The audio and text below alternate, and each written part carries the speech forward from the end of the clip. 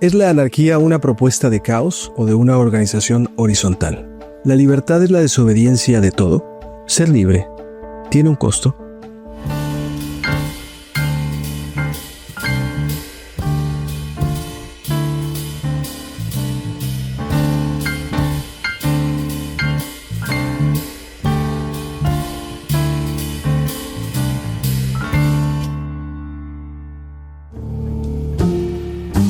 El concepto de libertad, del que todos tenemos una idea abstracta y diversa, pero con ciertos puntos de contacto, es quizá uno de los más complejos de definir de manera universal.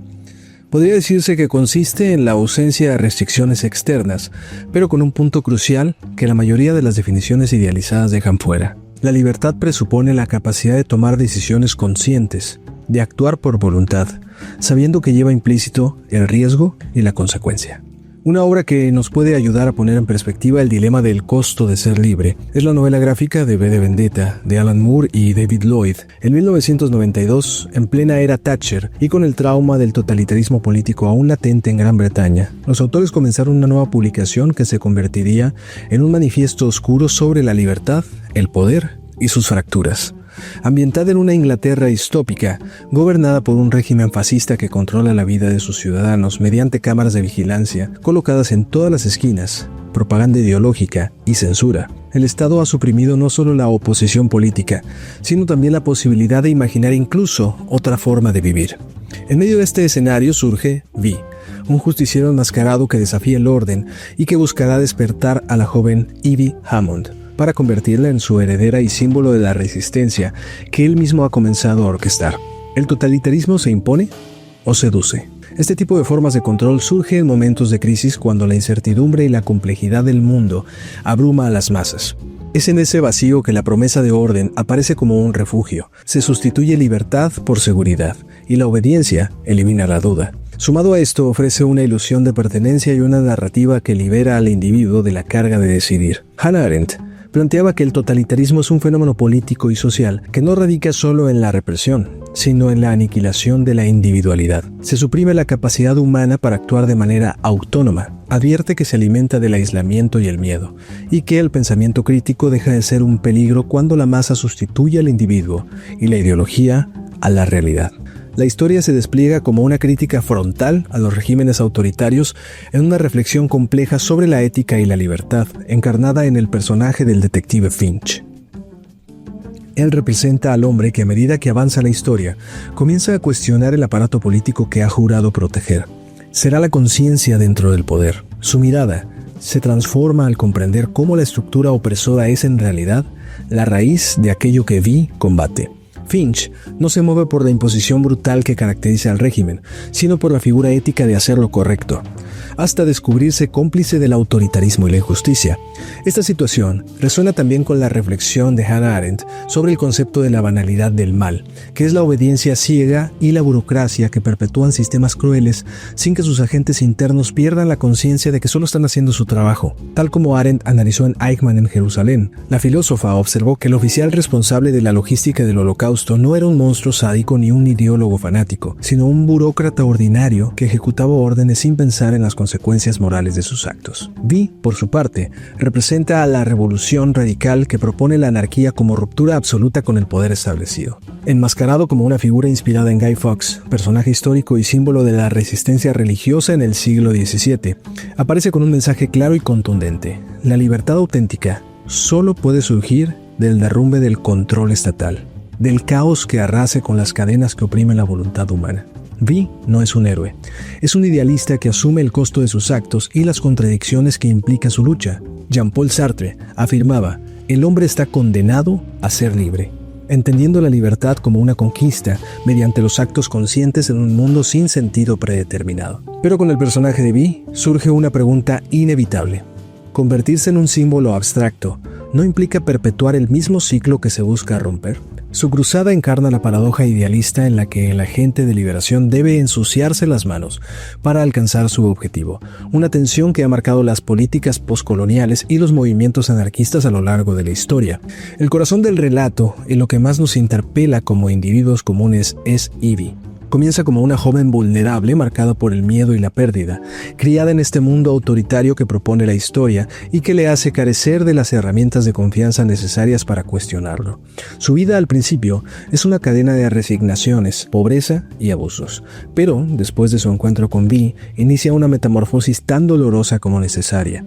Al principio lo percibe como un salvador, una figura protectora que pronto se mostrará como su guía hacia el desprendimiento cuando éste la somete a una experiencia que la lleva a un intenso estado emocional que raya en la tortura, logrando que renazca simbólicamente y descubra cómo alguien capaz de sostener su propia libertad sin necesidad de depender de la aprobación de nadie. De ese modo, supera no solamente el miedo al estado opresor, sino que también, al descubrir el plan de Vi, reconocerá que ya no lo necesita más, derribando la figura del maestro y convirtiéndola en una entidad autónoma para encarar el mundo con sus riesgos y sus responsabilidades. Esto puede leerse también desde una perspectiva anarquista de pensadores como Mikhail Bakunin, quien sostenía que el verdadero maestro no educa para la obediencia.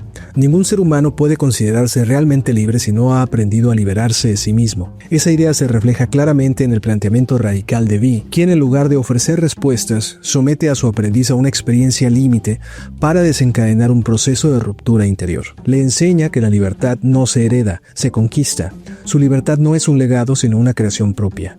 Educar, en ese sentido, significa ayudar a destruir las cadenas, incluso si eso implica desaparecer como guía, para que el otro pueda alcanzar el estado de independencia superadora. El desenlace de esta historia tiene su punto crucial cuando Vi, en un meticuloso plan, orquesta una serie de trampas contra los arquitectos del gobierno autoritario y finalmente confronta al alto canciller, provocando traiciones internas que lo llevan a completar su revancha contra los responsables del experimento de tortura que lo creó. Mortalmente herido, Vi logra llegar a un andén abandonado del metro donde tenía listo un vagón cargado con explosivos. Es ahí donde le entrega a Ivy la decisión final, el detonador que podrá activar una vez que el tren pase por debajo del Parlamento.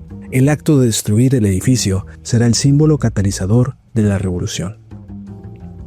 Ivy, transformada por su propio sufrimiento, acepta el legado, coloca el cuerpo moribundo de Vi en el tren y lo lanza hacia su destino, culminando el plan anarquista justo a la medianoche del 5 de noviembre y transformando el acto de resistencia en un espectáculo de libertad. Mientras que el detective Finch, al descubrir las entrañas del sistema autoritario al que antes servía, abandona su papel de engrane útil para los intereses gubernamentales y camina literalmente hacia la oscuridad y el caos que le espera en las calles, que ahora representan la posibilidad de una nueva realidad social en medio de la destrucción y el colapso definitivo del régimen que gobernaba Inglaterra. Abandonar un ideal luego de descubrir las fisuras estructurales de un sistema al que sirvió con convicción, como lo hizo Finch, implica una profunda crisis ontológica, es decir, la identidad se fractura cuando se presenta una disonancia entre el deber ser y el ser del poder.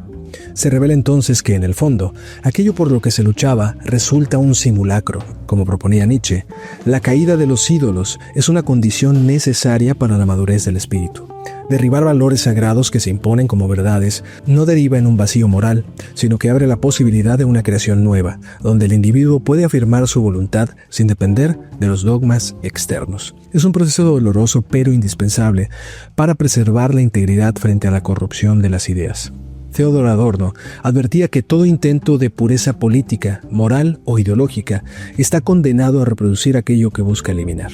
La verdadera resistencia nace de reconocer que ninguna acción humana está exenta de contradicciones. Es una conciencia trágica que permite mantenerse firme sin caer en una nueva forma de fanatismo. Finch encarna, en esta última instancia, ese momento de disolución transformadora consciente de sus límites. Vi, por su parte, es un personaje ambiguo. Alan Moore no pretende presentarlo como un salvador que transforma y ordena, sino como una pregunta viva, encarnada en lo que representa. Su máscara no es solo un escudo, es una declaración. Detrás de esta máscara hay más que carne. Detrás de esta máscara hay una idea, y las ideas son a prueba de balas. Es la frase que sintetiza el núcleo filosófico de la obra, que sugiere la inmaterialidad de las ideas como fuerza revolucionaria imparable.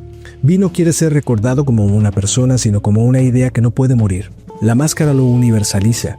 Cualquiera puede ser él, porque la idea de libertad no pertenece a un individuo, sino a una colectividad. La paradoja final es que Vi debe morir para que la idea trascienda. Su sacrificio final nunca fue considerado como un acto de derrota.